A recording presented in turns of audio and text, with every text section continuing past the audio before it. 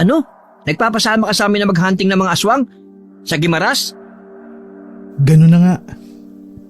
Nahihibang ka na ba? Alam naman namin na mahilig ka magbasa at manood ng mga horror movie, kaya ka nagkakaganyan. Pero wag mo na kaming idamay. Hindi totoo mga aswang. Magsasayang ka lang ng oras. Psst! Baka pwede natin pagkaperahan yan.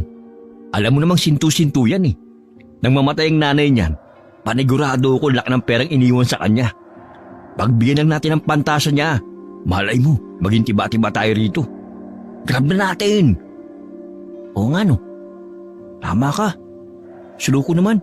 Di ko kagad naisip yun. Hoy Joey, magkano ba? Ha? Okay na ba ang 20 mil? Yun lang? Ang baba naman. Kung ganoon eh, wag na lang. Mag-isa ka dyan sa pangahanti ng aswang na sinasabi mo. 50 mil. Haru, tara na.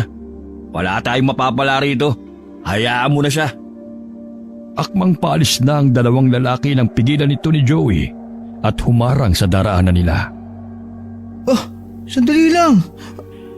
100,000. Yun! Kaya naman pala eh. Sana sinabi mo kaagad. Kailan ba yan? Sa 1 linggo na. Kasi may mga aayusin pa ako bago tayo umalis. Sandali nga. Para saan ba ang pangahanting ng mga aswang? Ano to? Gagawa ka ng dokumentaryo? Idol mo ba si Ed Kaluwag o si Atom Araulio? Hindi. Gusto ko malaman ang katotohanan sa pagkamatay ni Mami. Sa tingin ko, aswang ang pumatay sa kanya. Dahil ayon sa mga nababasa ko sa internet, may isang sitio sa Gimaras kung saan siya nagbakasyon na marami daw aswang. Ibang klase ka talaga, no? Akin na yung pera. Wala pa kasi kong hawak na pera sa ngayon. Kasi magpapaalam muna ako kay Tito. Baka kasi mapagalitan ako. Ano ba yan? Sariling pera mo naman yun. Bakit magpapaalam ko pa sa tito mo? Eh syempre, siya na ang tumayong magulang ko. Kaya dapat magpaalam ako sa kanya bago maglabas ng ganong kalaking halaga. Saka yun na lang kasi natira sa akin mula sa pera ni Mami. Dahil ang malaking porsyento ay napunta sa kanya. Dahil siya naman ang mamamahala sa negosyo namin. Iabot mo sa akin ang card mo. Pakisabi na rin ang password. Ano? Bakit? Hindi pa ako nakakapagdesisyon. Pangako, ibibigay ko to sa inyo. Ano na lang, magsasabi lang muna ako kay Tito. Nang matapos magsalita si Joey, bigla niyang naramdaman ng malakas na suntok ni Romy sa kanyang pisngi. Nawalan siya ng balanse at natumba sa sahig. Napasinghap siya at dinama ang pagtulo ng dugo mula sa kanyang ilong. Agad na umupo si Romy sa tabi niya at hinigit ang kanyang kwelyo na nagdulot ng matinding pagagulat kay Joey. Alam mo ba, kung hindi dahil sa amin, mag-isa ka ngayon. Wala kang mga barkada. Wala magtatanggol sa iyo sa pambubuli ni na Enzo.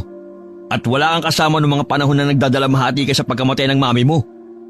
Alam mo kasi, kung wala kami, wala makikipagkaibigan sa iyo.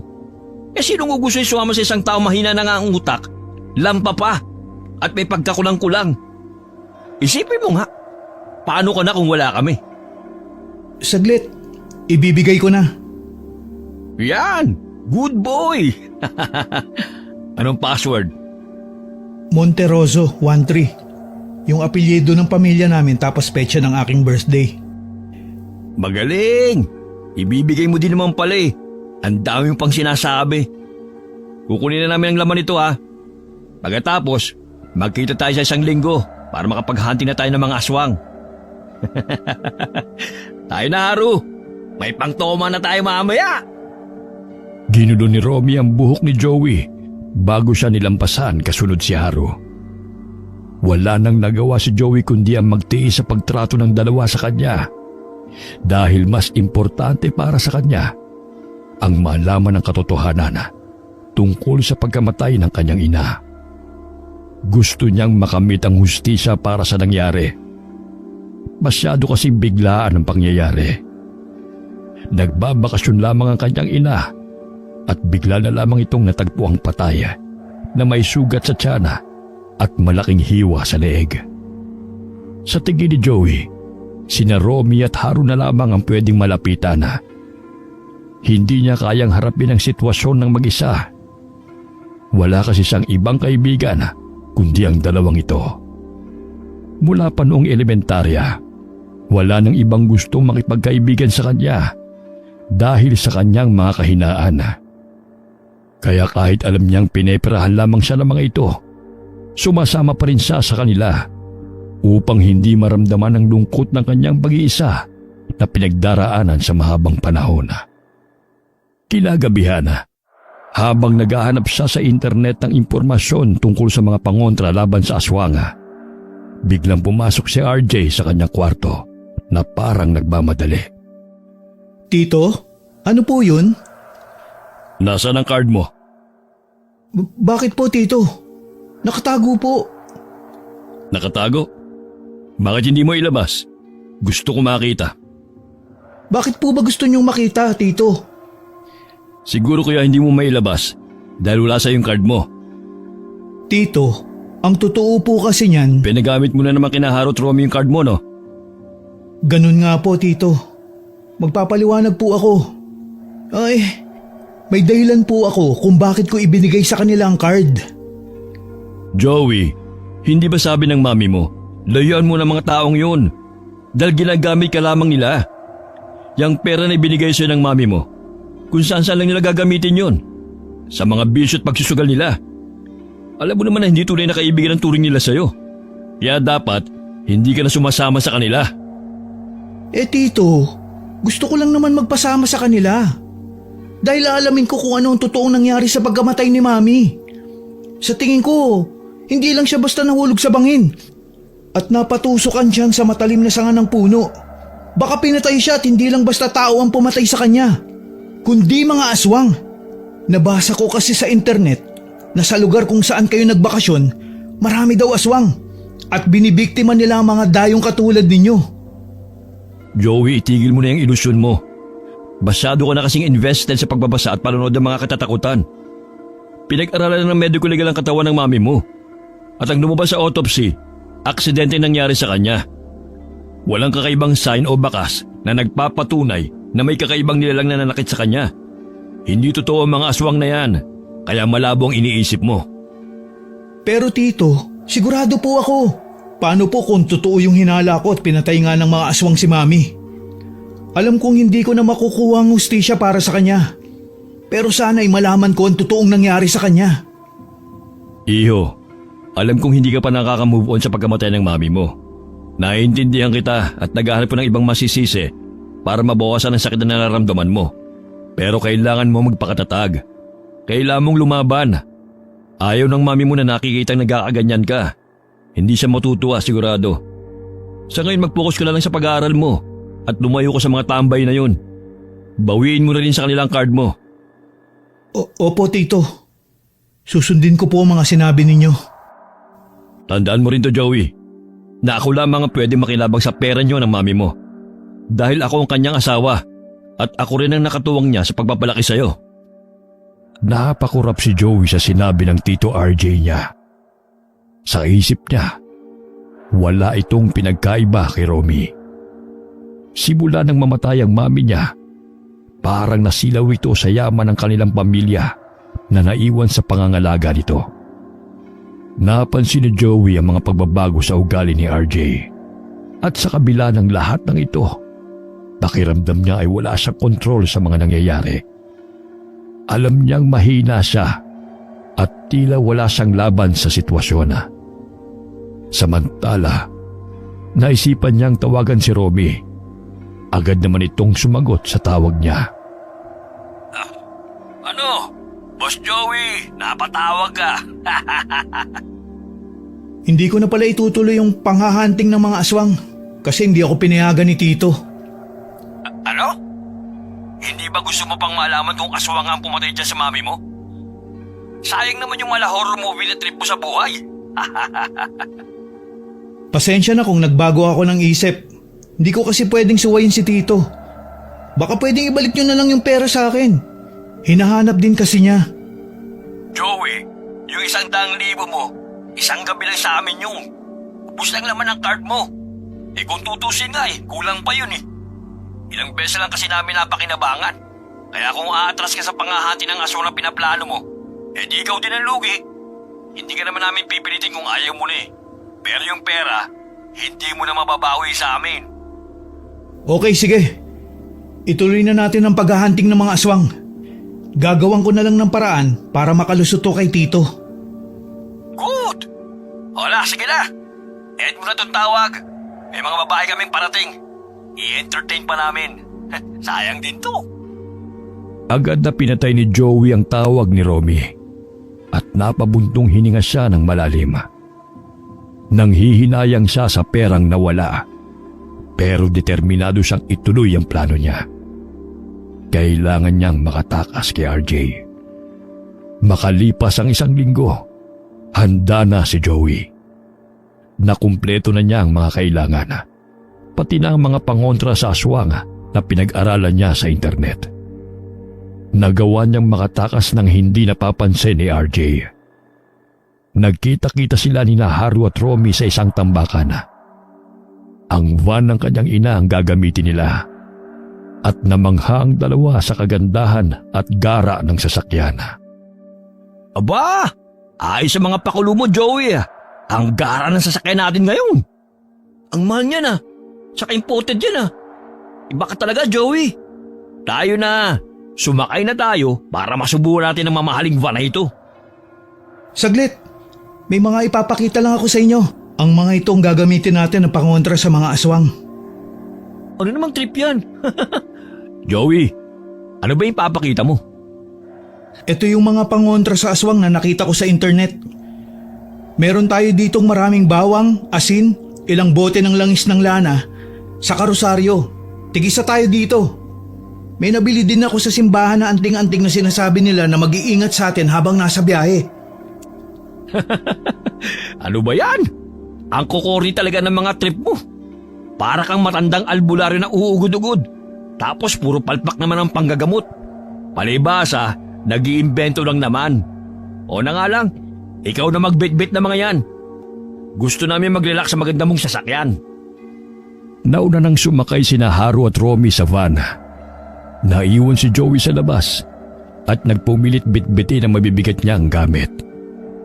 Halos umapaw na ang eco bag sa dami ng dala niya. Hoy, Haru! Dito sa side na ito. Kunan mo ako ng picture. Yan! Sige pre! Angasan mo pa ang pose mo. 1, 2, 3, yun! Pwede na! Sige nga! Aba ayos Ganda kasi ng lugar dito Hoy Joey, mahingi nga ako ng mga 5K, pang toma namin. Masarap mag-inom dito sa may dalampasigan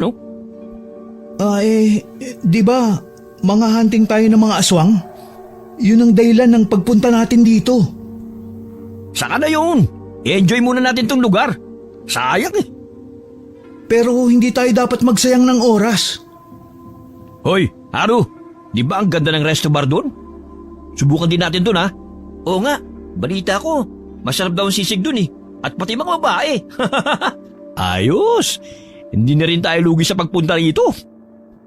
Napabuntong hininga siya bago sumakay sa driver's seat at siya ang magbamaneho. Matapos ang mahigit 6 na oras na biyahe, nakarating na sila sa Guimaras, sa eksaktong lugar kung saan nagbakasyon ang kanyang ina. Balak ni Joey na halughugin ang lugar na yon, lalo na ang tinuluyan ng kanyang mami bago naganap ang umano'y aksidente. Gayunpaman, tila wala namang pakialam ang kanyang mga kasama sa kanya. Abala pa rin ang mga ito sa kasiyahan dahil sa ganda ng kanilang paligid. Malapit ito sa bundok at dagat at dinadayo rin ng mga turista ang lugar. Napabuntong hininga si Joey dahil sa inasal ng mga kasama niya. Parang siya lamang ang maghahanap ng mga aswang at hindi siya tutulungan ng mga ito. Naiirita na siya, kaya naisipan niya maglakad-lakad mag-isa at humiwalay muna sa kanila. Habang naglalakad, nagsimula na mag-iba ang pakiramdam niya sa lugar. May kutob siyang hindi maganda rito. napansin niya na kakaiba ang mga taong nakakasalubong niya. Baliktad ang refleksyon ng kanilang mga mata. Kakaiba ang aura ng mga mukha. At tila walang ekspresyon ng mga ito. Nawiwirduhan siya, kaya hindi niya maiwasan na magtaka. Hindi niya namalayan na nabangga niya ang isang dalaga na humahango sa paglalakad. Nalaglag ang mga dala nitong dahon ng kamangyana. Tinulungan niyang maibalik ang mga ito sa lalagyan at nagdakasa sa mga laman ng dala-dala ng dalaga. Mga kakaibang bato at buto ng hayop ang nakita niya. Pasensya ka na, miss. Hindi ko sinasadya. Ayos lang, hindi naman ako nasaktan. Ang hirap nga lang simutin nitong mga dala ko. Pasensya na talaga. Teka nga, hindi ka taga rito, no? Paano mo nalaman? Aba, malamang ngayon lang kita nakita. Dito kaya ako lumaki sa lugar na to. Kaya sa ulado ko na ang mga mukha ng tao na permanenteng nakatira dito. Oo nga no. Hindi ko naisip yun. Ano bang ginagawa mo dito? Magbabakasyon ka, no? Hindi eh. O anong trip mo sa lugar na to? Dumalaw sa kamag-anak? O baka naman kagaya ng mga ibang pumupunta dito na bragger? Bragger ba yun? Mga vlogger. Oo, yun na nga. Sorry, hindi ko alam ang mga ganyan eh. Laking probinsya kasi ko. O ano? Anong dahilan mo at natripan mong pumunta sa lugar na to? Gusto ko kasing malaman kung totoo ba talagang may aswang dito sa Guimaras. At kung sila ba ang pumatay sa mami ko. Maghahunting ka ng mga aswang? Wala ka bang kasama? Aba, lakas trip mo ah. May mga kasama ako. Pero mukhang hindi sila interesado sa gusto kong gawin. Mas inuna pa nila magsaya kaysa umpisa na namin ang paghahanap sa mga aswang. Alam mo kung mag-isa ka lang din at ayaw naman ng mga kasama mo, wag mo na lang ituloy. Hindi biro ang pinasok mo. Maraming hiwaga at misteryo sa lugar na to. At baka hindi mo kayanin.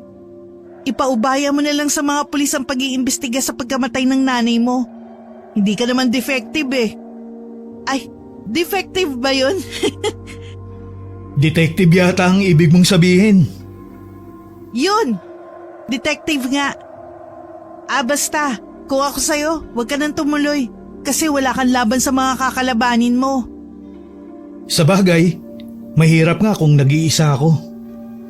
Siya nga pala, Mary ang pangalan ko. Sa susunod na makita mo ako alam mo na. Joey nga pala. Sige na, yung sinabi ko pag-isipan mo mabuti. Huwag basta trip-trip lang. Madaming napapahamak sa kalakasan ng trip. Paalam na, marami pa akong gagawin eh. Ngumiti lang si Joey matapos magpaalam si Mary. Nagmamadali itong umalis at naiwan siyang tulala at naguguluhan. Sinasapian na siya ng takot. Parang siya lamang ang maghahanap ng mga aswang roon na. At ayon kay Mary, baka hindi niya kayanin.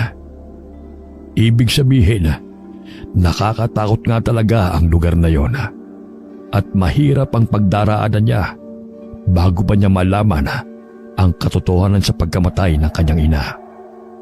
Kinagabihan, inaasahan niyang makakatulong na sa kanya sina Romy. Pero nag-inom ang mga ito sa resto bar at lasing na lasing nang umuwi sa cottage nila. Hoy, Haru! Abot mo nga sa akin yung tissue dyan sa dulo. O ito pare, lakas ang tama ng Black Label, pre. Mahina ka pala eh. Sabi mo 5 bote ang kaya mo. Tingnan mo nga sarili mo ngayon. Mahiya ka naman. 2 bote pa nga lang iniinom mo eh. Nagtatawag ka na ng uwak. Ay, bakit ba kasi kayo nagpakalasing? Di naman yan ang pinunta natin dito eh. Maghahunting tayo ng mga aswang. Bukas na yan. Bukas pa naman eh. Dapat nag-uumpisa na tayo eh. Yun lang naman ang rason kung bakit isinama ko kayo rito. Ang kulit mo. Ang ingay-ingay mo pa. Pwede bang pahulasin mo muna kami? Lasing kami, oh. Kung hindi ka makapaghintay, mag-isa ka maghunting ng aswang. Saka isa pa, sinamahan ka lang namin dito. Bahala ka na sa ilusyon mong yan. Be. Sige, matulog na kayo dyan. Lalabas lang ako. Hindi na pinilit ni Joey ang kanyang mga kasama. Lumabas siya ng cottage at naglakad-lakad. Nagmamasid sa paligid. Napansin niyang sarado na ang mga bahay at wala ng taong naglalakad sa labas. Pero 10:00 pa lamang ng gabi, ayon sa kanyang rino. Hindi kasi ganoon sa kanilang lugar. Ipinagpatuloy niya ang paglalakad at pagmamasid hanggang sa nakita niya na naman si Mary. Gulat na gulat ito nang makita siya. Hoy, hindi ba kayo nasabihan ng katiwala sa cottage nyo? Na wag na kayong lalabas sa ganitong oras? Alam ko na. Hindi ka nakikinig sa mga regulasyon, ano? Siguro nga. Hoy, bumalik ka na doon. Hindi ba sabi ko sa'yo, delikado dito? Tigas din talaga ng ulo mo, ah. Eh ikaw, anong ginagawa mo rito sa labas? Ikaw lang yata ang taong gumagala dito ng ganitong oras. Parang lahat ng tao nasa loob na ng bahay nila. Hunter ako ng mga aswang. Hunter ka ng mga aswang? O bakit, angal ka? Maliit akong babae. Pero magaling ako makipaglaban. Ikaw ba? Hindi ko naman ikinukumpara ang sarili ko sa'yo. Sa tingin ko nga, mas malakas ka pa kaysa sa akin. Teka, narinig mo yun? Narinig ni Joey ang isang malakas na sigaw mula sa di kalayuan. Sigaw ito ng isang tao na parabang nasasaktan. Bigla siyang hinila ni Mary at dinala sa pinanggagalingan ng sigaw. Pagdating doon, nakita niya ang isang lalaki na puno ng sugat ang katawan. Halos lumuwa na ang mata nito. Sumusuka ito ng dugo at may malaking hiwa sa leeg. Agad na pinulusuhan ni Mary ang lalaki at bigla itong napailing. Wala na bang pulso? Patay na. Nakatirik na rin ang mata. Wala na tong pag-asa. Sino kayang may masamang loob na gumawa sa kanya niyan? Sino pa? E di ang wakwak. Wakwak? Isang uri ng aswang na nagiging ibon sa gabi at lumilipad tapos dinadagit niya ang kanyang mga bibiktimahin. Ngayon ko lang nalaman na may ganun palang klase ng nilalang. Baka ito na ang pumatay kay Mami. Joey, umalis na tayo dito. Parating na sila. Ganun ba? Sige. Narinig ni Joey ang malakas na pagpagaspas ng pakpak na tila palapit ng palapit sa kinaroroonan nila ni Mary. Agad siyang hinila ng kasama niya. Nang lumingon siya, nakita niya ang isang napakalaking itim na ibon na may malaking bunganga. Ang mga pakpak nito ay marahasang pagpagaspas. Nagliliwanag din ang dalawang mga mata nito at parang nagliliyab na apoy. Ang bibig nito ay nakanganga at puno ng matutulis ng ngipin. Ito ay naglalabas ng isang amoy na parang nabubulok na laman. Payat at hubog puno ang katawan na natatakpan ng mga itim na balahibo na mukhang magaspanga. Kung hindi sila nakatakbo ng mabilis, tiyak na dadagitin sila nito. Nang makakita si Mary ng malaking puno, itinulak siya nito sa likod at pinagtago. Uy Mary, hindi ka ba magtatago? Bakit ka lumalabas ng puno? Hindi ba sabi ko sa'yo, hunter ako ng mga aswang. Lalabanan ko yung wakwak dahil sigurado kung hindi niya tayo tatantanan. Sigurado ka bang kaya mong makipaglaban sa aswang? Oo naman. Tinawag pa akong hunter ng aswang kung hindi. Hindi ba?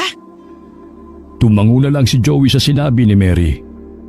Paglabas niya mula sa likod ng puno, may kinuha itong lambat at dali-daling inihagi sa aswang na agad na nagpumiglas ng tumamang bagay na yon sa katawan nito. Sinaraduhan naman ito ng huli para matiyak na hindi makalabas ang nilalang. Sa kabila ng lahat ng ito, mas malakas ang wakwak. Ang mga kuko nito ay biglang nagdingning at gumawa ng isang mapulang liwanag. Pagkuway sinimulan nitong sunugin ng lambat. Sa isang iglap, bigla itong napunit at ang wakwak ay nakalaya. Bago ito tumakbo papunta kay Mary, pumagaspas ang pakpak nito ng napakalakas. At ito ay nakaipo ng isang hangin na naging isang maliit na ipo-ipo. Yun ay nagsimulang umikot sa paligid ni Mary. At ang lakas nito ay nagsimulang hilahin ng babae patungo sa aswang. Sinubukan itong labanan ng hangin, pero masyado itong malakas. Kaya natumba na lamang siya sa lupa. Nakita ni Joey na akmang dadakmay na ng wakwak ang dalaga gamit ang mahaba nitong kuko. Kaya tumayo si Joey at kumuha ng kahoy para tulungan siya. Pero mas alisto si Mary. Hinugot niya ang isang tila espadang buto ng hayop at inihampas sa aswang. Tumama ito sa ulo, kaya napahiyaw ang wakwak sa sakit at napatras. Hinampas pa ito ni Mary ng ilang beses sa ulo, sikmura, saka sa tadyang. Hindi naman ito makapanlaban dahil nakukuryente ito sa bawat tama ng espada. Kusa na lamang nang hina ang katawan ng nilalang at bumagsak sa lupa. Pero hindi pa nakontento si Mary. May kinuha siyang bote mula sa dala niyang bag at ang laman nito ay pulbura. Ang pulbos na ito ay gawa sa mga dinikdik na bawang at asin. Ibinukan niya ang malaking bibig ng aswang at inilagay ang pulbura roon. Umalingaw-ngaw ang malakas na palahaw at nakita ni Joey na nangisa ito at unti-unti nang nasunog hanggang maging abo. Pumunta si Mary sa kinaroroonan ni Joey. Hinila siya nito at sabay silang tumakbo palayo sa lugar na yon. Tumigil sila sa tabi ng dalampasigan at naupo sa buhangin dahil sa sobrang pagod. Ang galing mo! Sana may mga pangontra din ako na katulad ng ginamit mo kanina para mapatay ko yung wakwak. Nahirapan nga ako eh. Alam mo kasi, ang mga wakwak, may kakayahan silang manipulahin ng mga element, kagaya ng hangin at apoy.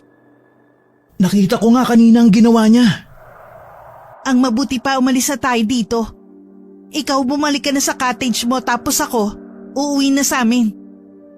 Teka, saglit lang. Gusto kong sumama sa'yo sa panghahunting ng mga aswang.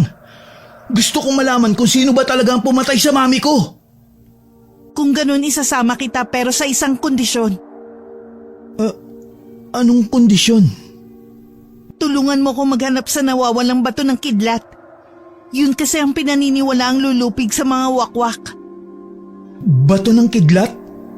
Ano yun? Doon ang gagaling ang lakas ng mga wakwak. Isa yung uri ng bato na humigop sa isang malakas na kidlat sa pamamagitan ng orasyon ng mga aswang.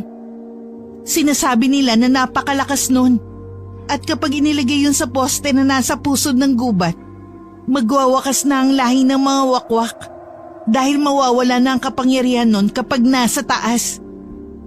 Sige, tutulungan kitang hanapin ang bato ng kidlat. Basta tulungan mo rin akong tuklasin ang katotohanan sa pagkamatay ng mami ko. Inabot ni Mary ang kanyang kamay kay Joey at agad naman siyang nakipagkamay bilang tanda ng kanilang kasunduan. Natuwa siya sa mga oras na yon dahil kahit hindi maaasahan sina Haru at Robbie, nakakilala siya ng bagong tao na makakasama niya sa kanyang plano. Pakiramdam niya ay swerte siya dahil si Mary ay may kaalaman tungkol sa mga aswang at isang hunter na sanay sa pakikipaglaban. Nagpalipas sila ng gabi sa pagkukwentuhan habang nakaupo sa dalampasigan. Habang nagkukwentuhan, hindi nila namalayan na nakatulog na pala sila. Nakasandal sa punong malapit sa kanilang kinauupuan. Kinabukasan, nakiusap si Joey kay Mary na ipapakilala niya ito kina Romy at Haru. Pumayag si Mary at sumama siya kay Joey patungo sa cottage na kanilang tinutuluyan. Habang naglalakad, ikinuwento ni Joey kay Mary ang kanilang pagkakaibigan at kung paano niya napapayag sina Romy at Haru na sumama sa kanya sa pangangaso ng mga aswang. Naiintindihan na ng dalaga kung bakit mag-isa lamang siya sa misyon na yon. Matapos ang mga ilang minutong paglalakad, ay nakarating na rin sila sa cottage. Nakasara ang pinto nito kaya kumatok si Joey. Nang bumukas ang pinto, bumungad ang mga mukha nila Haru at Romy. Mukhang bagong gising pa ang mga ito at parang wala pa sa wisyo. Oh, ano Joey? Bakit ngayon ka lang umuwi? Nakarami ka na ba ng nahunting na aswang? Uy, wow! May chicks na kasama! Hindi naman pala aswang gusto mahunting kundi babae. Sino ba yung kasama mo?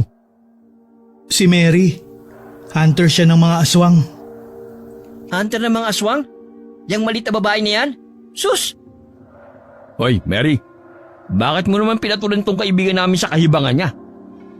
Hindi katulad si Mary nang iniisip nyo. Balahura naman pala ang ugali nitong mga barkada ni Joey. Ang papangit naman. Hoy, babae! Ano sinasabi mo? Bumubulong-bulong ka pa dyan ha? Wala. Sabi ko nagugutom na ako. Hindi niyo ba ako pakakainin pagkatapos kong iligtas at samahan tong kaibigan niyo kagabi? Matigas kang babae ka ha? Bakit mo kami inuutusan? Sino ka ba? Nakita ni Joey na pinanlisikan lang ng mata ni Mary si Romy. Bahagya siyang napatawa dahil tila ba nakahanap ng katapat ang lalaking ito. Pagkatapos may kinuhang kwintas si Mary mula sa bulsa ng kanyang pantalona at itinutok ito sa mukha ni Haru. Hoy, lalaking mataba na maitim at mukhang maasim. Sundin mo ang sasabihin ko. Ipagtimpla mo ako ng kape.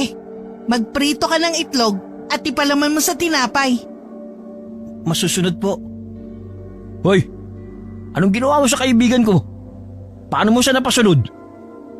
Tama si Joey. Hindi ako pangkaraniwang babae. Nakita ni Joey na naguguluhan ng mukha ni Romy at hindi maintindihan na parang batang paslit na sumunod si Haru kay Mary. Natutuwa si Joey dahil sa wakas ay may kakampi na siya. Ginawa naman ni Haru ang ipinag-uutos ni Mary. Pagkagaling nito sa kusina, dala na nito ang kape at tinapay na may palamang itlog. Agad naman itong sinunggaba ng dalaga at kinain na parang gutom na gutom. Habang kumakain, ikinukwento niya ang mga nangyari sa lugar na yon. Kalokohan! Bagay nga kayo magsama ni Joey dahil ang lawak ng imagination nyo. Magtanong ka sa lahat ng tao sa lugar na to. At lahat sila, alam ang sinasabi ko. Sa totoo lang ayoko maging hunter ng mga aswang. Pero pinatay kasi ng wakwak ang tatay ko. At gusto kong lipulin silang lahat. Masyado na rin silang naghahasik ng lagim sa lugar na to. Dahil marami na silang napapatay. Anong napapala mo sa pagiging hunter? Naubos mo ba ang lahat ng sinasabi mong aswang sa lugar na ito? Siyempre hindi. Marami kasi sila At sa araw, nagkakatawang tao sila at hindi mo sila makikilala. Namumuhay sila ng normal. At nakakasalumuha nating mga tao. Mahirap silang ubusin dahil hindi natin alam kung sino sa mga taong nasa paligid lang natin ang totoong mga aswang. Napagkakakita mo ba yung pagiging hunter mo? Siyempre hindi. Paano ko kikita ng pera dito? Wala namang nagpapasweldo sa akin. Di tigil mo na yung kahibangan mo. Wala ka naman palang napapala dyan Pambirang buhay ito. Tara na, Haru. Ito si Joey. Nagsama ng tao. Wala namang kwenta. Inakbayan pa ni Romy si Haru sa kapango silang umalis at lumabas ng silid. Naiwan naman si Joey at Mary na nagkatinginan pa nga dahil sa inasal ng dalawa. Naisipan naman ni Joey na ihatid ang dalaga sa kanilang bahay. Tahimik lamang silang naglalakad kaya naisip ni Joey na kausapin si Mary. Parehas pala tayo. Naulila na sa mga magulang, ano? Oo nga pero mas mahirap yung sitwasyon mo. Dahil hindi mo alam kung ano ba talaga ang nangyari sa totoong pagkamatay ng nanay mo. Teka, hindi ba yun naimbestigahan na maayos ng mga pulis? Hindi kasi nila maiisip na aswang ang pumatay kay Mami. Kasi hindi sila naniniwala doon. Kahit nga dito sa lugar na to may mga tao pa rin talagang hindi naniniwala sa mga aswang. Kasi naman yung mga nakakakita ng aswang, namamatay na dahil hindi sila pinapalampas ng mga wakwak na yan. Katulad ng mga kasama ko, hindi sila naniniwala sa ganito. Siya nga pala, pasensya ka na sa kanila ha. Ganun lang talaga silang magsalita. Ayos lang. Sanay na ako sa mga ganong klase ng tao. Pero maniwala ka sa akin, pag nakakita sila ng wakwak sa gabi, kakainin nila ang mga sinabi nila.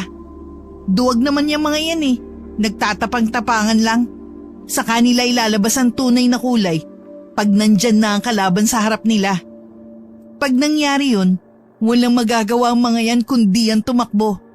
Baka nga mapaihi pa sila habang tumatakbo dahil sa sobrang kaba. Kumagalpak ng tawa si Joey sa sinabi ni Mary. Sa kanyang pagtawa, hindi niya namalayan ang isang lalaki na dadaan sa tabi niya at nabangga niya ito. Agad siyang humingi ng pasensya sa lalaki at doon niya napansin ang itsura nito. Nagulat siya nang makitang pamilyar ang lalaki. Sa isip niya, ito ang lalaking pinatay ng wakwak noong nakaraang gabi. Mary, parang yun yata yung lalaki na pinatay ng wakwak kagabi. Hindi ba pinulsuhan mo siya at sabi mo wala na? Paano nangyari na nakasalubong pa natin siya? At buhay na buhay. Tapos parang wala namang mga sugat sa katawan niya. Dahil ang mga wakwak, ninanakaw nila ang patay na katawan ng mga tao. Kapag gusto nilang tumira sa katawan ng mga to, at kapag naibigan nila ang buhay na meron sila. Kapag nanakaw na nila ang katawan ng mga tao, nagpapalit ba din ba sila ng anyo tuwing gabi? Yung nagiging nakakatakot na ibon? 1 taon lang naman kasi nila pwedeng gamitin ang katawan ng tao. Pagkatapos, babalik na sila sa pagkaaswang. Siyempre hindi sila nagpapalit ng anyo. Namumuhay sila ng normal katulad natin. Ano bang senyales na ang katawan ng tao ay ginagamit ng aswang? Kapag baliktad ang refleksyon sa kanilang mata at walang ekspresyon ng muka. Natatandaan ko na. Ibig sabihin yung mga taong nakakasalubong ko kahapon sa dalampasigan, hindi sila mga tao? Pero teka, anong kaibahan nila sa mga totoong aswang? Sabi ko nga kanina, mahirap malaman kung ang nakakasalamuhan natin sa lugar na to, tao o aswang. Dahil yung mga totoong aswang na nagpapalit ng anyo sa gabi, katulad din ng mga tao ang pisikal na itsura nila at walang kakaiba. Pero may palatandaan ako para malaman kung ang kaharap ko ay aswang. Kapag may amoy sila na parang nabubulok na karne. Ganun pala yun. Lahat ba ng napapatay na tao ay ginagamit nila ang katawan? Merong hindi, katulad ng mami mo. Kasi marahil may nakakita agad sa bangkay niya, kaya hindi nagalaw ng aswang. Tuwing 3:00 lang kasi na madaling araw nagaganap ang ritual para magamit ang katawan ng tao. Yung mga taong ginamit ng aswang ang katawan, magugulat na lang ang mga taong nasa paligid nila dahil may nagbago sa ugali nila o sa ekspresyon ng mukha. Oo, ganun na nga yun. Alam ko na. Simula ngayon, oobserbahan ko ang galaw at kilos ng mga tao dito para malaman ko kung sino ang aking kalaban. Tama yan. Siya nga pala, dito na ang bahay ko ah. Mag-iingat ka sa pagbalik sa cottage nyo. Sige, salamat sa paalala. Nakangiti si Joey na magpaalam kay Mary. Sa kanyang isip, alam na niya kung saan patungo ang kanyang misyon. Naglakad siya sa mga matataong lugar. Maingat na inoobserbahan ang bawat taong nakakasalamuha niya. Habang tumitingin siya sa paligid, unti-unti niyang napapatunayan ang sinabi ni Mary. Hindi lahat ng tao sa lugar na ito ay tunay na tao. May mga nilalang na nagpapanggap sa anyo ng tao. Sa mga nadidiskubre niya, lalo siyang nakukumbinsi na ang kanyang ina ay pinatay nga ng isang aswang. 11:00 na ng gabi, pero abala pa rin si Joey sa paghahanap ng impormasyon sa internet. Gusto niyang bumuo ng plano para malaman kung totoong aswang ang pumatay sa kanyang ina. At gusto rin niyang malaman kung paano malulupig ang mga ito. Nasa kalagitnaan siya ng kanyang pag-iisip nang biglang lumapit si Romy sa kanya. Pahinging 2K. Para saan? Maghahanding kami sa kakahuyan. Mag-iinom kami pagkatapos. Oh, saglit, eto na oh. Yan! Good boy! Sige alis na kami. Sige. Haru, tayo na! Alis na tayo! Dalhin mo na yung mga gagamitin natin. Nakalabas na ng cottage si Romy at Haru. Biglang naisip ni Joey na delikado ang gagawin ng dalawa. Dahil sa kakahuyan na yun, nakita niya ang lalaking pinatay ng aswang. Mabilis siyang tumayo at sinundan ng dalawa. Pero huli na siya. Wala na sina Romy at Haru. Naglakad-lakad si Joey at luminga-linga sa paligid. Hinahanap ang dalawa. Sa kanyang paghahanap, nakita niya si Mary. Oh, tamang-tama lumabas ka na. Pupuntahan pa sana kita sa cottage niyo eh. Dahil maghahunting na tayo ng aswang. Sina Romy at Haru. Mga ngaso sila sa kakahuyan. Hayaan mo na sila. Malalaki na sila. Kaya na nila ang sarili nila. Saka hindi naman maganda ang trato nila sa iyo eh. Bakit mo pa sila aalalahanin? Mary, ako ang nagsama sa kanila dito. Hindi ko sila pwedeng pabayaan. Sige, puntahan natin sila. Sabay na tumakbo sina Joey at Mary papasok sa kakahuyan. Hinahanap sina Haru at Romy. Mahirap silang makita dahil madilim at masukal ang paligid. Maya-maya, narinig nila ang malakas na pagsigaw mula sa di kalayuan. Agad na nakilala ni Joey ang boses ni Romy, kaya't mabilis silang tumakbo papunta sa pinanggagalingan ng sigaw. Nang makarating sila, nakita nila sina Haru at Romy na pawisan at hingal na hingal, tila takot na takot. Nakahinga ng maluwag si Joey dahil ligtas ang dalawa. Pero hindi niya maiwasang mapangiti nang makita ang kanilang itsura. Noon lang kasi niya nakita sila na tila mahina at nag-aalala. Oh, ano nangyari sa inyong dalawa? Bakit mga hingal na hingal kayo? May napakalaking ibon dun. Sinusundan kami. Nakakatakot yung itsura ng ibon. Hindi siya pangkaraniwan eh. Itim na itim ang kulay ng balat. Pula ang kulay ng mga mata. At may napakalaking bunganga. Sabi sa inyo eh, walang magagawa yung kayabangan nyo.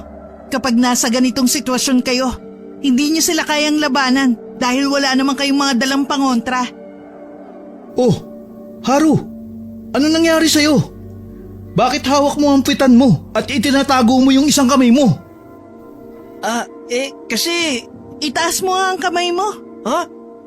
Bakit ko gagawin yun? Kinuha ni Mary ang kwintas mula sa kanyang shorts at sinimulan niyang hipnotismuhin si Haru. Sa ilalim ng kanyang impluensya, sumunod si Haru at itinaas ang kanyang kaliwang kamay. Biglang umalingasaw ang isang mabahong amoy sa paligid matapos niyang itaas ang kamay. Lahat sila ay napatakip ng ilong sa hindi ka nais-nais na amoy. Ang baho amoy tae. Haru, bakit may tayo ang kamay mo? Hoy, kupal ka. Napatay ka ba habang tumatakbo tayo? Ganun na nga. Hindi ko na kasi mapigilan eh. Nagtatay kasi si Haru. Dalandami yung nakain na seafood kanina. Bakit mo hinawakan yung tae mo ha? Pwede mo namang hayaan na lang pumatak yan sa lupa habang tumatakbo kayo. Ibinato ko doon sa ibon yung tae ko. Baka sakaling may taboy ko sa palayo sa amin kapag nabahuan. Ang bastos naman ng ginamit mong pangontra sa aswang. Tae talaga? Bakit? Effective naman di ba? Tignan mo nga. Hindi kami hinabol ng ibon dahil sa ginawa ko. At nakarating kami dito ng ligtas. Oo na. Ang lakas ng tama mo. Daig mo pang nakadroga. Teka, Anong sabi mo? Aswang? Ibig sabihin, aswang yung ibon na nakita namin? Hindi, wala yun. Prank lang namin yun sa inyo. Oo, aswang yun nakita nyo. Nakakita na ba kayo ng ganong klaseng ibon sa buong buhay ninyo? Di ba hindi pa? O edi naniniwala na kayo na totoo nga ang mga aswang? Grabe, totoo pala talaga ang mga aswang. Ayaw nyo pang maniwala nung una. Teka, naririnig niyo ba yun? Napakalakas ng pagpagaspas.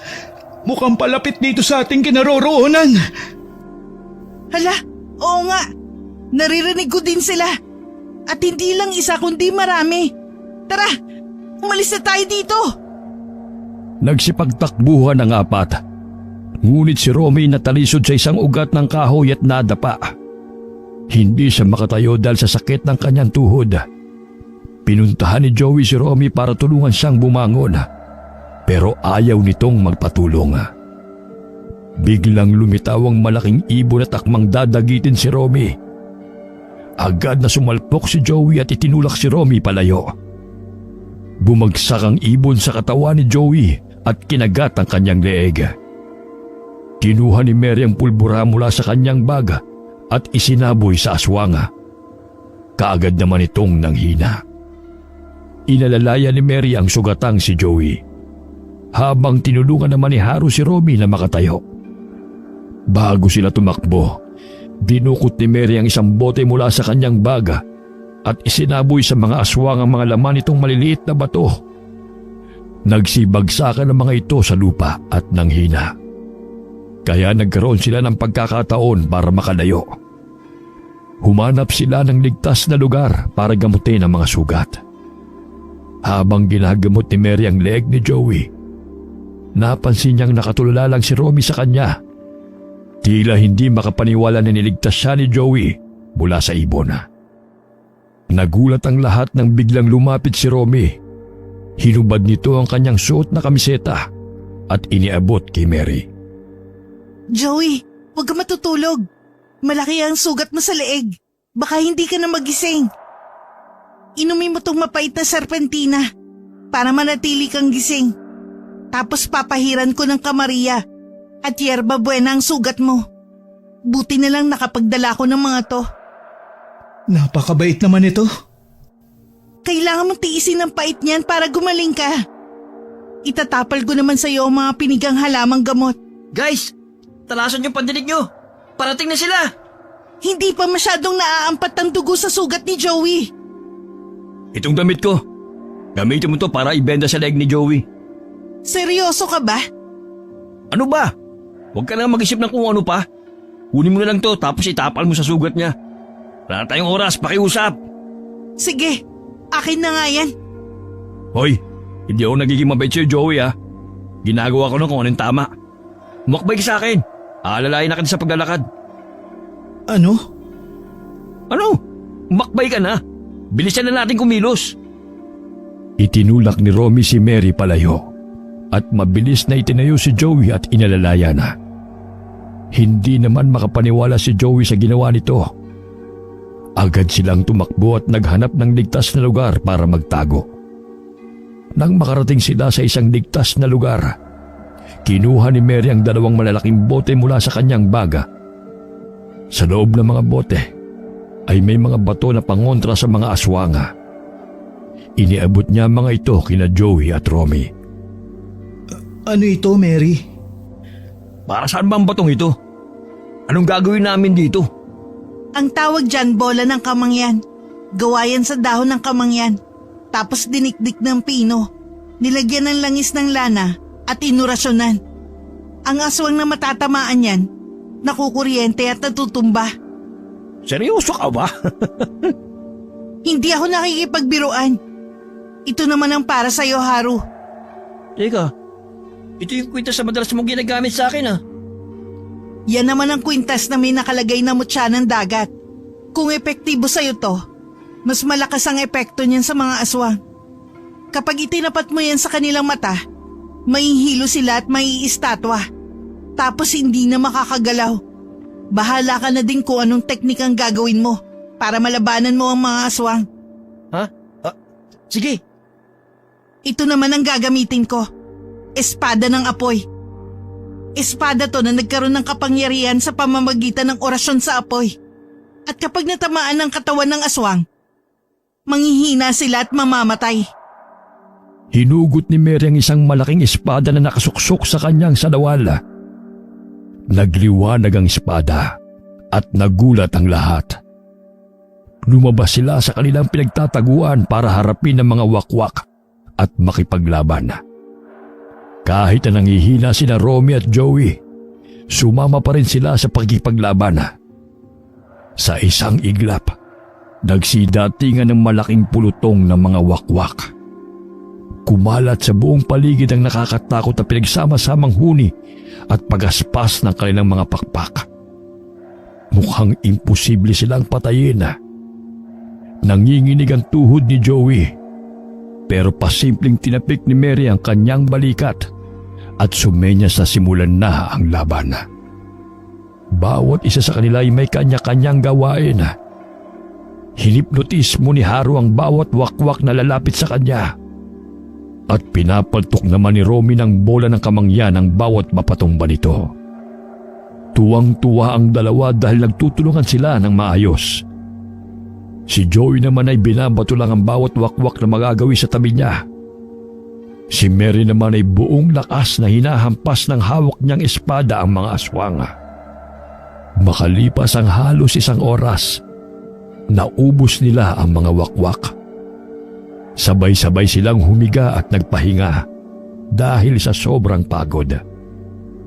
Maya-maya lang, inaya na sila ni Mary na pumunta sa bahay nito dahil malapit na lamang naman yun. Pagdating doon, agad silang binigyan ni Mary ng tubig. Habang nakaupo, kinakabaka pa ni Joey ang sugat sa kanyang leeg. Naalala niya ang malaking hiwa sa leeg ng kanyang ina at ng patay na lalaki sa kakahuyan. Leeg din ang unang kinagat sa kanya ng aswanga. Naisipan niyang itanong kay Mary ang tungkol doon. Mary, anong unang parte ng katawan ng kinakagat ng mga wakwak kapag sasalakay nila ang mga tao? Leeg. Kasi naniniwala sila na mas maganda ang daloy ng dugo doon kaysa sa ibang parte ng katawan. Ibig sabihin, kumpirmado na nga na ang mga aswang ang pumatay kay Mami. Paano mo naman nasabi? Dahil may malaking hiwa sa leeg ang bangkay ni Mami. Kagaya nung sa akin at dun sa lalaking nakita natin sa kakahuyan. Joey, magkasama na tayo sa laban na to. Uubusin natin ang lahi ng mga aswang para makamit ng mga magulang natin ng hustisya. makikitulong na rin kami ni Haru. Ito naman ang dahilan kung bakit kami isinama ni Joey dito eh. E di ayos, mas maraming magkakakampi at magkakatulong. Mas madaling mapagtatagumpayan to. Nagkasundo ang apat na maging hunter ng mga aswanga. Nanatili sila sa bahay ni Mary kung saan sinanay sila ng dalaga para maging malakas at matapang na mga hunter. Itinuro ni Mary ng isa-isa ang mga pangontra sa aswanga at matagumpay nilang natutunan ang lahat. Naging handa na sila para makipaglaban sa mga aswanga.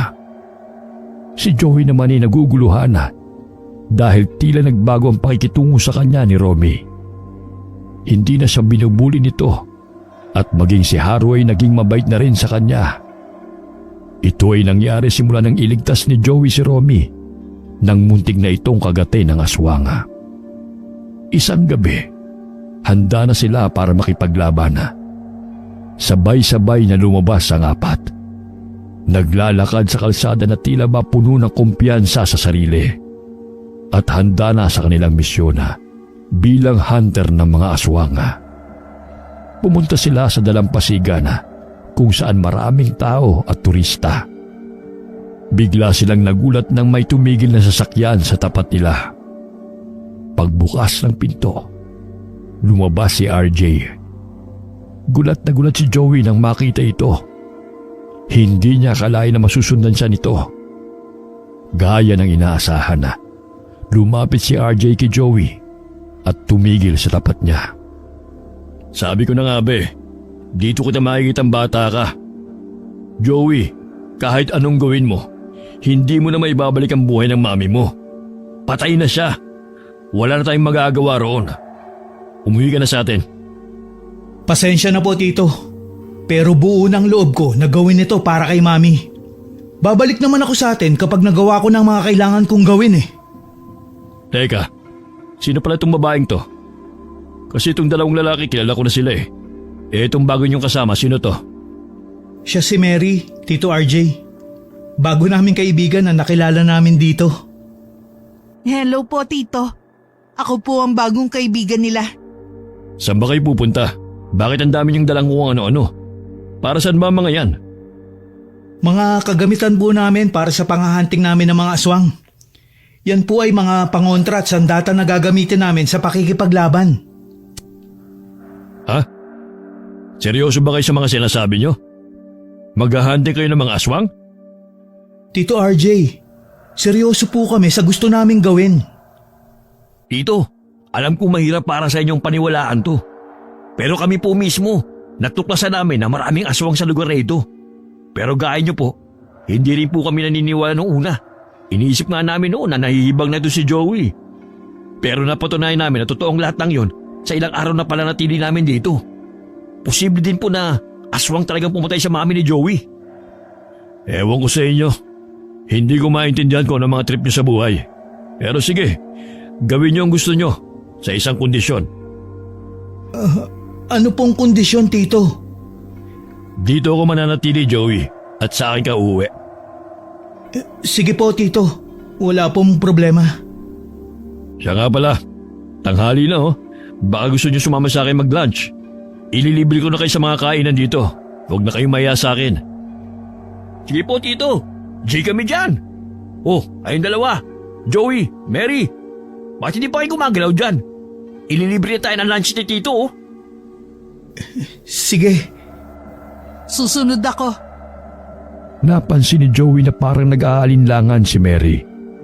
Kaya inakay niya na ito habang naglalakad. Inilibre sila ni RJ ng tanghalian sa isang seafood restaurant. Habang kumakain sila, napansin ni Joey na parang inoobserbahan ni Mary si RJ. At tila hindi magandang impresyon nito sa lalaki. Pagkatapos nilang maghapunan, naisipan ni Joey na tanungin si Mary tungkol sa bagay na yon. Pero nagulat siya na mauna itong magsabi sa kanya. Joey, bakit kaya ganun? Hindi maganda ang nararamdaman ko kay Tito RJ.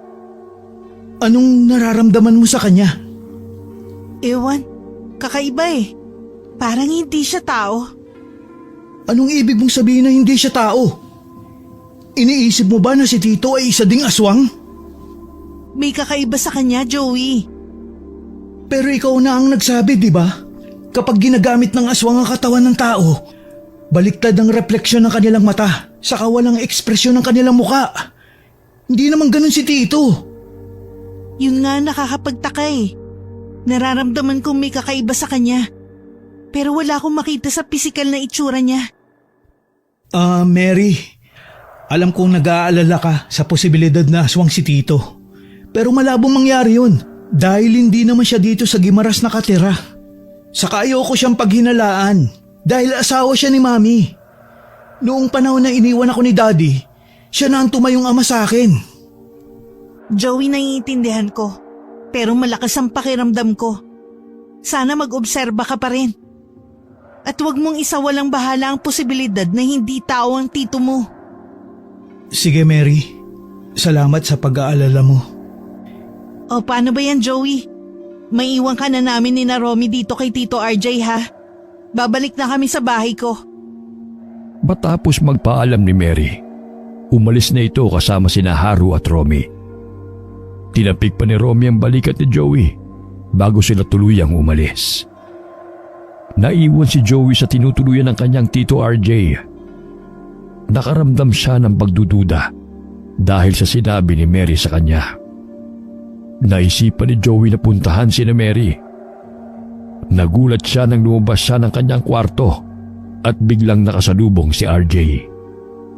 Iba ang aura ng mukha nito at napatras si Joey. dahil unti-unting lumalapit ang lalaki sa kanya. Saan mo balak pumunta, ha? Kina Mary po, Tito. Magpapaalam naman po ako sa inyo. Nagkakamali ka kung akala mo'y papayagan kita maghunting ng mga aswang. Dahil simula ngayon, susundin mo ang lahat ng mga sasabihin ko. At ikaw ay magiging alipin ko sa lahat ng bagay. Tito, bakit niyo po ginagawa to? Hindi niyo naman po to ginagawa sa akin dati, hindi ba? Joey, makinig ka sa akin. Susundin mo ang mga gusto ko o papatayin ko ang mga kaibigan mo. Ano po ba yung gusto niyo, Tito? Gusto kong itigil mo na ang paghahanap ng katotohanan tungkol sa pagkamatay ng mami mo. At gusto kong buksan mo ang cellphone niya para sa akin. Nakatitiyak ako na ikaw lang ang makakapagbukas nito. Tito, hindi ko pwedeng gawin yan.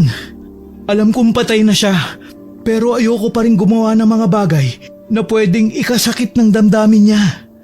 Saka yung cellphone ni Mami, hindi ko yan pwedeng ipagkatiwala sa iba dahil dyan nakalagay ang access sa mga pera at ari-arian niya. Kahit pa kayo na asawa niya ay hindi pwedeng malaman ang tungkol dun. Eh di alam mo na kung anong mangyayari kung ganon. Tito, wag niyo pong gawin to, please. Maawa po kayo sa akin, kay Mami, at sa mga kaibigan ko. Nagulat si Joey sa sunod na ginawa ng kanyang tito RJ. Nilak nito ang pinto at dinukot mula sa bulsa ang isang tali. Saka itinali ang kamay ni Joey. Malakas ang puwersa ni RJ. Kaya kahit anong pilit ni Joey na kumalas, hindi siya makawala. Itinulak siya nito sa kama at kumuha ng isa pang tali. Iginapos ang kanyang mga paa.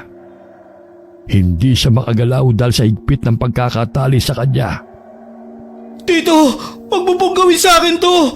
Maawa po kayo. Wala na akong mapamimilian. Hindi ka pwedeng lumabas sa kwarto mo.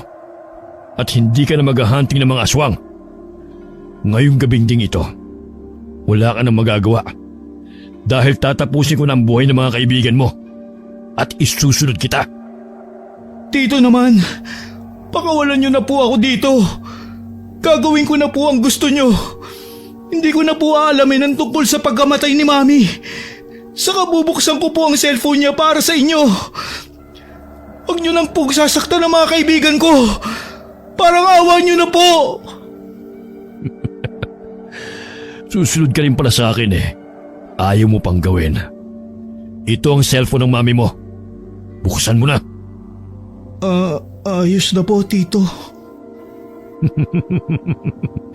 Good. Masunuring bata. Bukas na bukas din. Magpaalam ka na sa mga kaibigan mo. Dahil babalik na tayo sa Maynila. Hindi nyo na itutuloy ang paghahunting ng mga aswang. Hinalagan muna ni RJ ang mga tali sa katawan ni Joey bago ito umalis. Naiwan si Joey na balisa. At sa pagkakataong yun, nakakutob na siya ng hindi maganda tungkol sa lalaking ito. Nanatili siyang tahimik sa kanyang kwarto. Nag-iisip. Hanggang sa maramdaman niyang parang may gumagalaw sa bintana sa itaas niya. Nang buksan niya ang bintana, laking gulat niya dahil nandun sina Mary at ang kanyang mga kaibigan. Anong ginagawa niyo dito? Hindi na kayo pwede dito. Baka makita kayo ni Tito. Hindi ka kasi lumalabas. Natunugan na namin na hindi ka pinayagan ni Tito RJ. Kaya kami na lang ang pumunta dito. Mary, huwag masyadong malakas ang boses. Sobrang delikado niyo dito. Hindi pwedeng malaman ni Tito na nandito kayo. Kasya naman siguro ako sa bintana. Dito na ako dadaan. Romy, Haru, sunod na kayo. Ano ba? Huwag kayong pumasok dito! Sabi na magkakasya kami sa bintanang to. Ang bulok naman ng tito mo. Itatago ka pero hindi man lang naisip na pwede kang makatakas dahil madali lang dumaan sa bintana na to. Kaso hindi kayo dapat nandito eh. Mahirap na. Narinig namin ang lahat, Joey. Hindi ka namin iniwan. Nandito lang kami sa likod ng bintana ng kwarto mo. O kaya naman nagtatago lang kami sa hardin. Pasensya na pero gusto ko kayong protektahan. Kaya hindi ko na itutuloy ang panghahunting ng mga aswang kasama kayo. At bahala na kung hindi ko malaman ang katotohanan sa pagkamatay ni Mami. Ay, wala bang ibang pamimilian? Pwede naman yung tito mo lang tapusin namin kasi masyado siyang makasarili. Tama si Romy. Gamitin din natin yung kutob ko na nararamdaman ko para malaman kung ano nga bang meron sa Tito RJ mo. Maraming salamat sa inyo ha. Hindi niyo ako iniwan. Siyempre naman, kami pa ba? Magkakaibigan na tayo, hindi ba? Kaya dapat lang na hindi nag-iiwanan. Napanatag ang loob ni Joey dahil pakiramdam niya ay hindi siya nag-iisa sa pagkakataong yun. Pati sina Romy at Haru na dati nang aapi sa kanya ay nakahanda na ring damayan siya. Nakita niya sa kanilang mga mata ang pag-aalala at ang kanilang pagnanais na tulungan siya. Joey, may alam ka ba na pwedeng maging ebidensya kay Tito RJ? Kagaya ng gamit ng mami mo na naiwan sa kanya. Kahit ano. Alam ko na. Yung cellphone ni Mami. Baka may makita tayo dun. Alam mo ba kung nasan si Tito RJ ngayon, Joey? Baka nasa kwarto niya at nagpapahinga. Gabi na din kasi. Makinig ka sa akin. Ganito ang gawin mo. Silipin mo siya sa kwarto niya. Tapos tignan mo kung tulog na o gising pa siya. Kapag gising pa siya, ipagtimpla mo siya ng juice na to. Gawa to sa ubas at sangkap na pampatulog. Mapapahimbing ang tulog niya at makakapag-espiya tayo sa kwarto niya.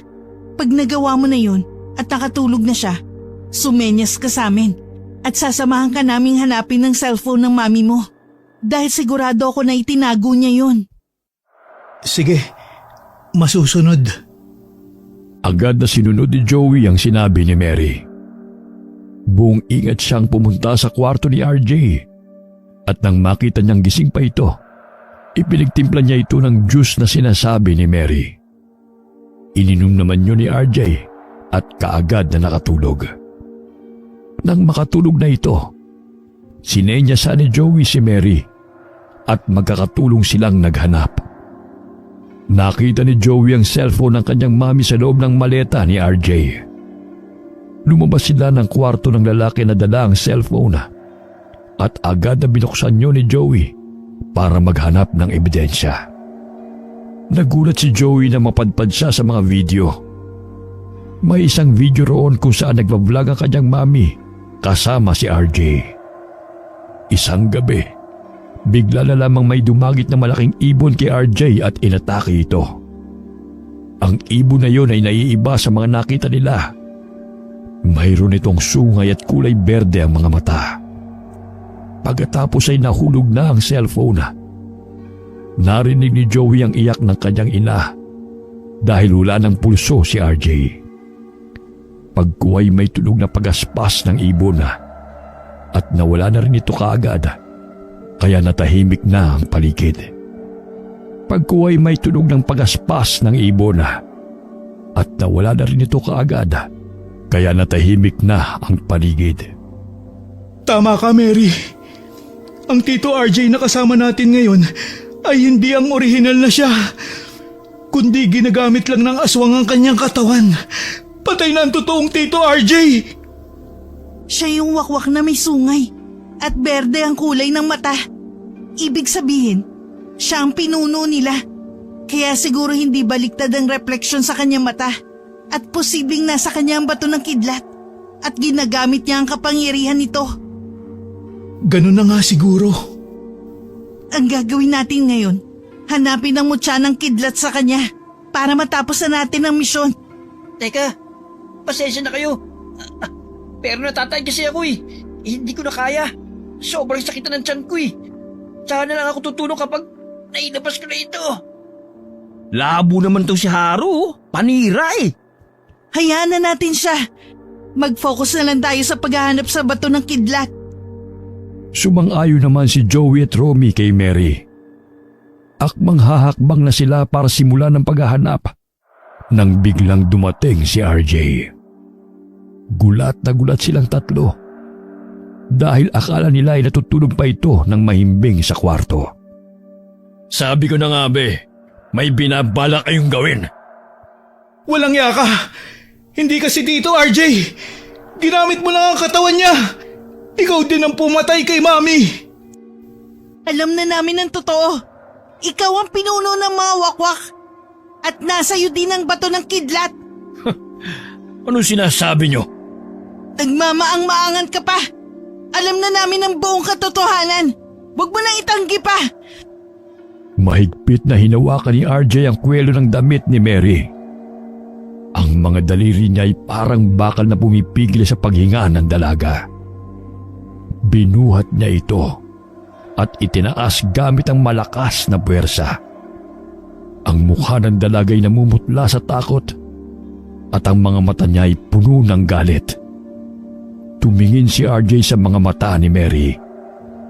Ang mata ng lalaki biglang nagmingning na parang dilaw na apoy. At biglang lumabas mula rito ang isang malakas na kidlat. Nahilo si Mary at ang katawan niya ay nanghina. Inihagis siya ni RJ sa sahig na parang isang manika. Mabilis na tumakbo si Joey at kinuha ang walis tambo na nakasandal sa pader. Sinubukan niyang ihampas ito kay RJ. Pero ang lalaki ay masyadong malakas. Tumilapon si Joey mula sa malayo at ang katawan niya ay sumalpok sa pader. Si Romy naman ay mabilis na kumilos. Kinuha ang bato ng kamangyan at ipinaltok ito kay RJ. Pero ang bato ay hindi tumatalab. Naunahan siya ni RJ.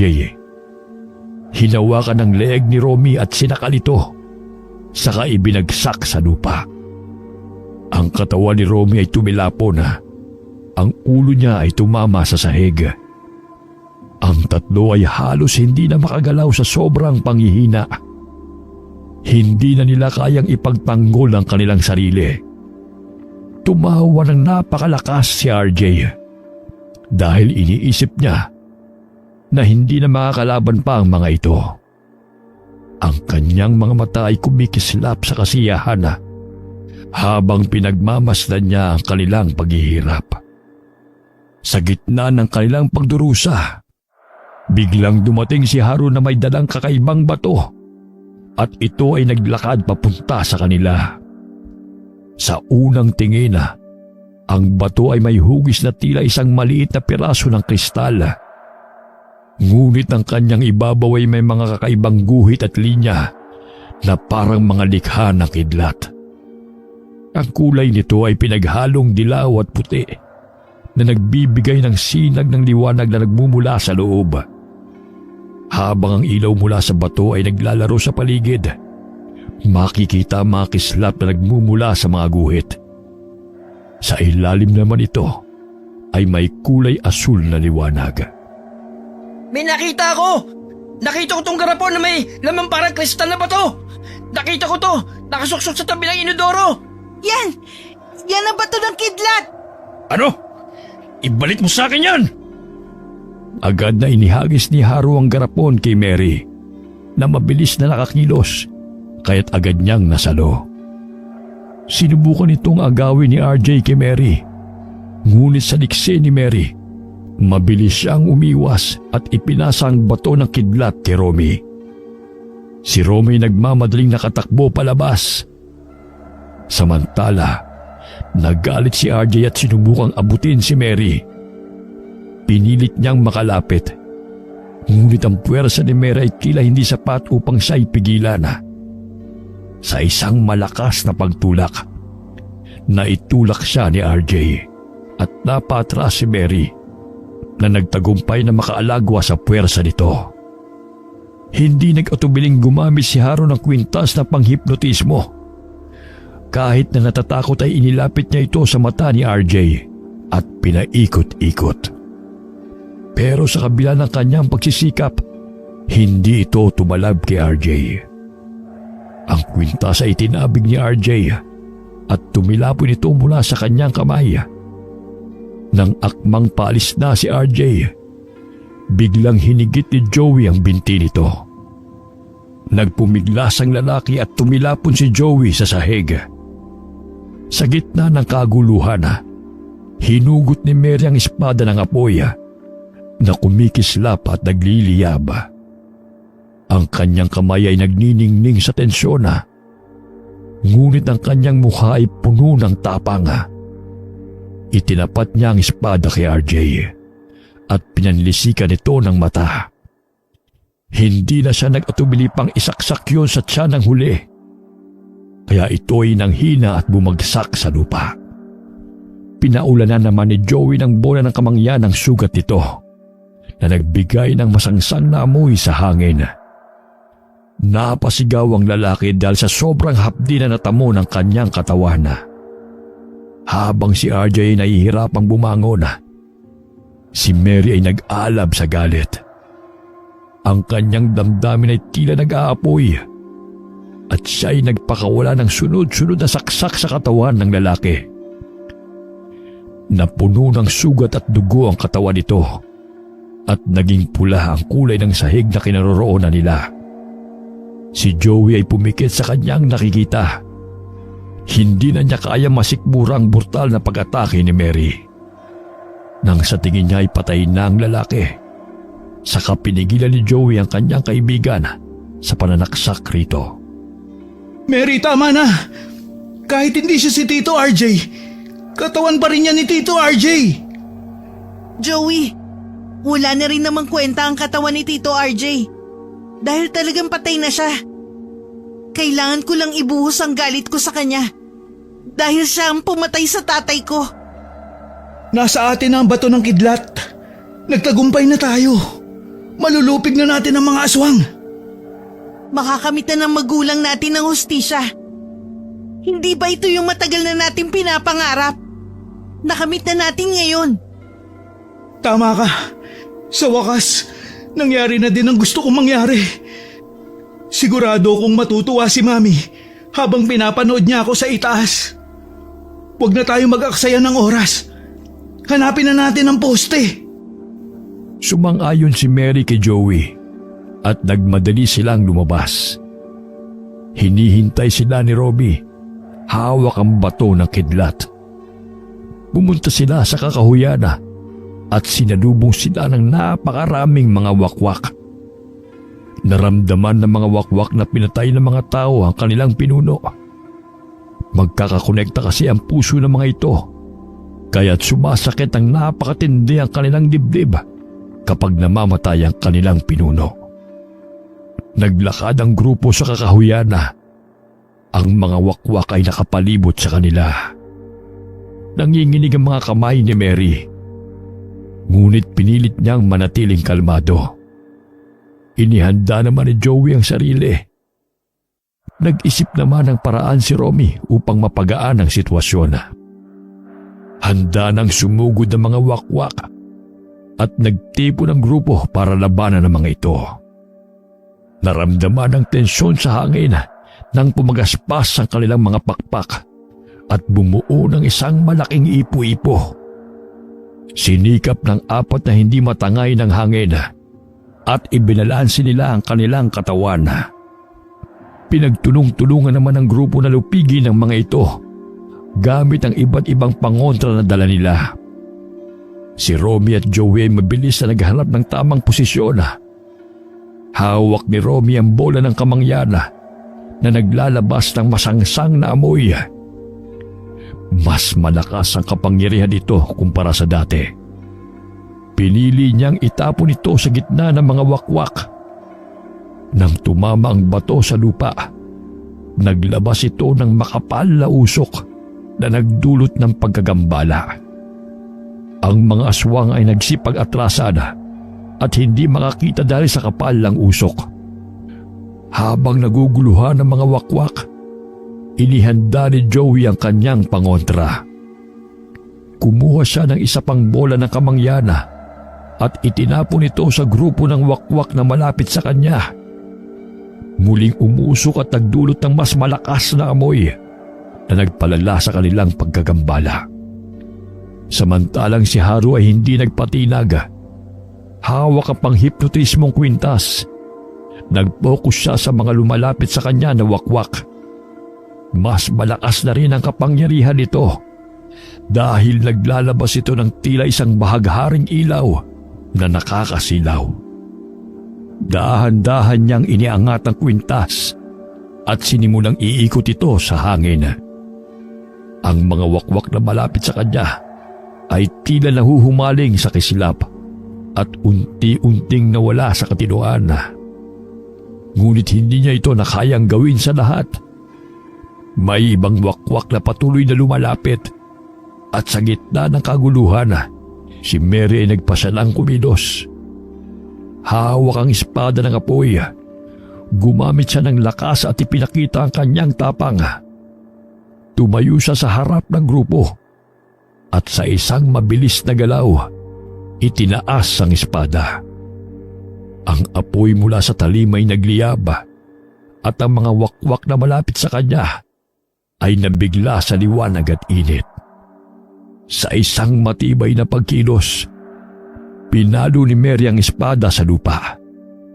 Naglabas ito ng malalakas na alon ng apoy na nagpagalaw sa mga wakwak. Ang mga ito ay napilitang umatras. Ang ilan ay nasulog sa init ng apoy, habang ang iba ay nag-aalangan ng lumapit. Nagpatuloy ang labanan. Ang grupo ay nagtulungan sa bawat hakbang. Habang si Romy at Joey ay patuloy na nagtatapon ng bato ng kamangyan, si Haru ay nagpatuloy sa kanyang paghihipnotismo. Si Mary naman ay nakikipaglaban. Ang kanyang espada ay nagbigay ng lakas sa kanilang grupo. Sa kabila ng takot at galit ng mga wakwak, unti-unti nilang napapansin na ang kanilang mga pagsisikap ay nagbubunga ng magandang resulta. Ang mga wakwak na umaatake sa kanila ay unti-unting naubos. Pero alam nila na marami pa ang mga ito. Hinanap nila ang poste at natuntun ito sa pusod ng gubat. Iniabot ni Mary ang bato na kidlat kay Joey at ang mga mata niya ay punong-puno ng determinasyon. Bakit mo to inaabot sa akin, Mary? Dahil ikaw ang bituin ng grupo natin. Kung hindi dahil sa'yo, hindi tayo mabubuo at hindi natin makakamit ang tagumpay natin ngayon. Pero ikaw ang nagturo sa amin. Tinuruan mo kami na maging mahusay na hunter ng mga aswang. Ikaw din ang inspirasyon ko kung bakit ako tumapang.